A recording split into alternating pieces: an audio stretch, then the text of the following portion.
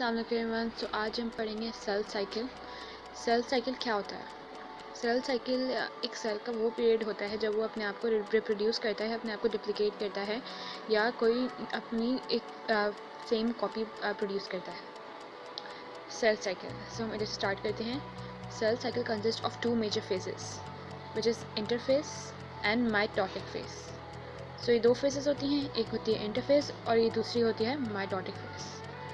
सो mitotic phase क्या होती है? Mitotic phase is a relatively short period of cell cycle, और ये थोड़ी शॉर्ट पीरियड होता है सेल साइकिल का। और माइटोटिक फेज के बाद होता है इंटरफेस, जो कि एक बहुत लंबा एक फ़ेज़ होता है सेल साइकिल का। लॉन्गर जो फेज़ है जिसका नाम है इंटरफेस। इंटरफेस ये वो डिवीज़न है, ये वो फेज़ है सेल का जब सेल अपने आप को प्रिपेयर करता है डिवीज़न के लिए। और इंटरफेस कितने टाइम के लिए रहता है? About 90% of the total time required for sale cycle. मतलब 90% टाइम तक इंटरफेस होता रहता है, उसके बाद होता है mitotic phase. So basically interphase होता क्या है? Interphase is time when a cell's metabolic activity is very high. Interphase के दौरान सेल होता है, उसकी मेटाबॉलिक एक्टिविटी बहुत हाई होती है, मतलब वो अपने आप को रिप्रोड्यूस करने के लिए बिल्कुल रेडी होता है, बिकॉज वो परफॉर्म करता है various functions which are divided into 3 phases: G1 first gap, S synthesis and G2 second gap.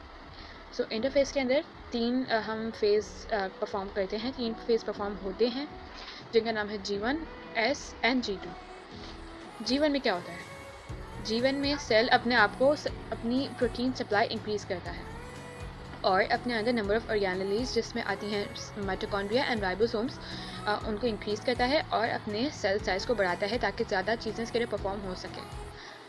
सो क्या होता है? Cell increase its supply of proteins, number of organelles increase करता है और साइज़ इंक्रीज़ करता है। इस फेज़ के बाद हमारे जो फेज़ होता है वो होता है एस फेज़। एस फेज़ में क्या होता है? Duplication of chromosomes. And yes, G1 phase में हम एक चीज़ से आइडेंटिफाई करना भूल ही गए। G1 फेज़ में वेरियस एंजाइम्स की सिंथेसिस भी होती है जो कि आगे फर्दर प्रोसेस में काम आती है।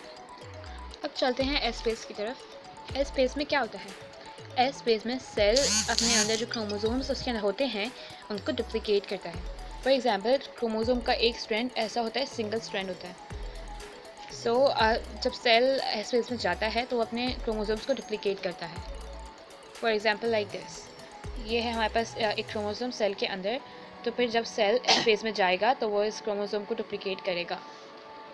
सो as a result of it, chromosome consist of 2 sister chromatids. क्योंकि एक सिंगल क्रोमोसोम होता है उसको हम अचानक क्रोमैटिड कहते हैं, और जब ये डुप्लिकेट होगा तो मतलब 2 क्रोमैटिड इसके अंदर आ गए। सो एस फेज़ में सिर्फ क्या होता है? डुप्लिकेशन ऑफ क्रोमोसोम्स होता है। अब चलते हैं G2 फेज़ में।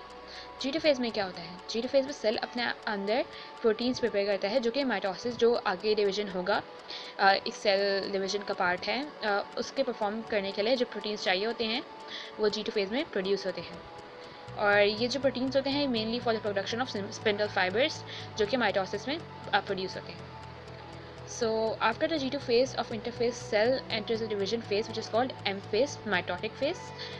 It is characterized by mitosis in which cell divides into 2 daughter cells.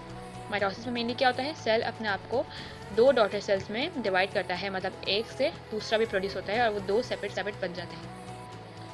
और एक और फेज़ होता है जो बहुत रेयरली परफॉर्म होता है, वो सारे सेल्स में नहीं होता, वो कुछ सेल्स में होता है, जिसको कहते हैं G0 फेज़, जो कि मल्टीसेलुलर यूकेरियोट्स में होता है मेनली परफॉर्म, जिसमें सेल एंट्री होते हैं G0 फेज़ से लेकर G0 फेज़ से G1 फेज़ में। मतलब G1 जब सेल G1 फेज़ में होते हैं तो उसके बाद वो G0 में एंटर हो जाते हैं और उसके बाद डिवाइड नहीं होते। सो ऐसे सेल्स होते हैं कि कुछ पूरी ज़िंदगी ही G0 फेज़ में रहते हैं, मतलब कभी डिवाइड नहीं होते, फॉर एग्जांपल न्यूरॉन्स। और कुछ होते हैं जो कभी जाते हैं G0 फेज़ में और कभी नहीं, for example liver and kidney cells. और कुछ होते हैं जो बिल्कुल भी नहीं जाते G0 फेज़ में और वो पूरी ज़िंदगी डिवाइड होते हैं, फॉर एग्जांपल एपिथेलियल सेल्स जो कि स्किन सेल्स होते हैं। जैसे कि आपने ऑब्जर्व किया होगा कि हमारी जब कोई भी हमें लाइक चोट आती है, हम इंजर्ड होते हैं, तो हमारे जो स्किन सेल्स होते हैं वो दोबारा डिवाइड होते हैं। सो ये क्या होता है कि वो जो सेल होता है वो G0 फेज़ में नहीं जाता। जैसा कि आप इस फिगर में देख सकते हैं, ये फिगर हमारे पूरे के पूरे यूकेरियोटिक सेल साइकिल की छोटी सी डिस्क्राइब करती है, एक सारे इवेंट्स को। जैसे कि आप देख सकते हैं G1 फेज है, जिसका मेनली जो काम होता है synthesis of proteins, synthesis of organelles and growth in size. और S फेज है, जिसमें होता है डिप्लिकेशन ऑफ क्रोमोसोम्स और ग्रोथ इन साइज। जबकि G2 फेज होता है, इसमें और ज़्यादा ग्रोथ होती है, सिंथेसिस ऑफ प्रोटीन्स होता है, जो कि माइटोसिस के अंदर हम लोग यूज़ करते हैं उन प्रोटीन्स को। और M फेज क्या होता है? M फेज में सिर्फ सेल डिवीजन होता है। जैसे कि आप इस बॉक्स में पढ़ सकते हैं, इसमें लिखा है the events of cell cycle are ordered and directional. मतलब ये जो सारे इवेंट्स होते हैं डायरेक्शन होते हैं, मतलब ये रिवर्स नहीं हो सकते, ये सेम स्पेसिफिक डायरेक्शन में ही चलेंगे। मतलब हम इस साइकिल को रिवर्स नहीं कर सकते। हम ये नहीं कर सकते कि माइटोटिक के बाद, माइटोटिक फेज के बाद G2 फेज और फिर उसके बाद S फेज, उसके बाद G1 फेज, बल्कि नहीं, ये सिर्फ ऑर्डर में चलता है। G1 होगा, उसके बाद S होगा, G2 होगा एंड देन M फेज होगा। सो जैसे कि आप देख सकते हैं इधर हमारे पास G0 फेज भी मेंशन है, जैसे कि हमने ऊपर पढ़ा था कि G0 फेज G1 फेज के बाद होता है।